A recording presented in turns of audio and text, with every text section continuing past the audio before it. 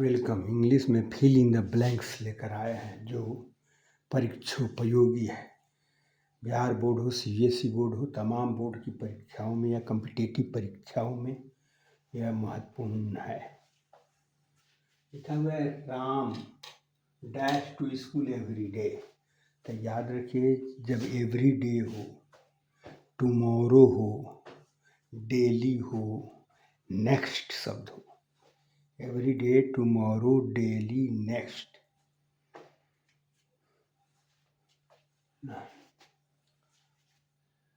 तो उसमें simple present से हम बनाते हैं। ऐसे दूसरा नियम है, जब अभ्यस्त हो, प्रतिदिन का कार्य जिसका बन गया हो, तो उसमें सिंपल प्रेजेंट होता है। जैसे वह रोज विद्यालय जाता है, तो जा रहा है, he goes to school daily. यहाँ he is going to school daily अशुद्ध है यह।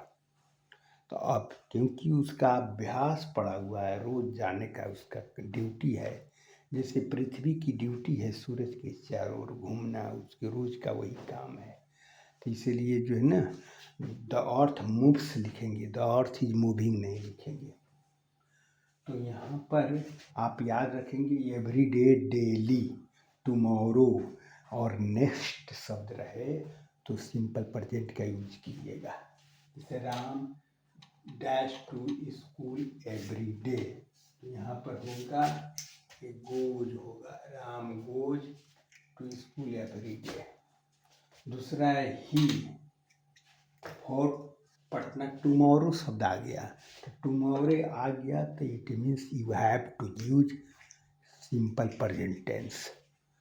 तो ही लिव्स लिखेंगे सिंपल प्रेजेंट, हैज लेफ्ट नहीं लिखेंगे।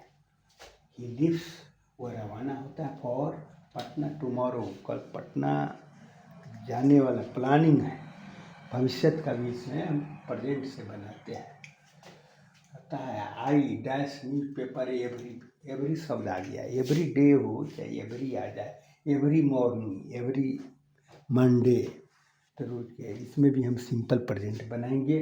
I read news paper every morning. उसके बाद जान लीजिए, यस्टरडे आ जाए, लास्ट आ जाए, एगो आ जाए, तीन वर्ड को रट्टा मार लें, यस्टरडे, लास्ट, एगो।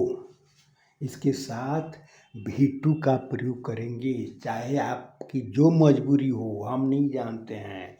यस्टरडे आएगा तो आपको भी टू का प्रयोग करना है, लास्ट आएगा तो आपको भी टू का प्रयोग करना है, एगो आएगा तो भी टू का प्रयोग करना है। देखिए 10,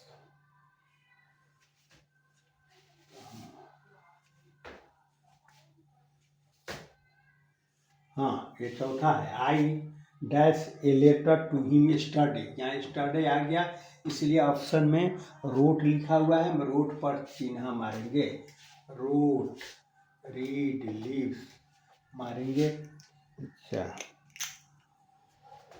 द अर्थ सूरज के चारों ओर घूमती है, एक्चुअल है, आदतन पड़ा हुआ है, रोज का ड्यूटी है, इसलिए सिंपल प्रेजेंट बनाएंगे। The earth moves, not is moving लिखेंगे, इज मूविंग का प्रयोग गलत है, द अर्थ मूव्स ये सही है। द सन, सूरज उगता है, सूरज का तो रोज का काम है कि पूरब में उगेगा, तो रोज के काम में हम सिंपल प्रेजेंट टेंस का प्रयोग करते हैं। द सन राइजेज लिखेंगे, इज राइजिंग नहीं लिखेंगे, the sun rises in the east. I dash him, last शब्द आ गया, हम अभी बताए हैं कि लास्ट हो, एगो हो, यस्टरडे हो, हर हालत में भी टू का प्रयोग होता है। इसके लिए जिस किसी को जो भी मजबूरी हो, इसको लेना देना नहीं है। यस्टरडे आपसे भी टू लेगा, दूसरा नहीं लेगा, लास्ट भी भी टू लेगा, दूसरा नहीं, एगो भी टू ही लेगा, क्योंकि यस्टरडे, लास्ट, एगो को वर्ब का दूसरा रूप बड़ा प्रिय है, इसको छोड़कर दूसरा नहीं लगाएंगे। तो आई दूसरा रूप मेट होता है, I met him last year, इसका ये होगा थैंक्स।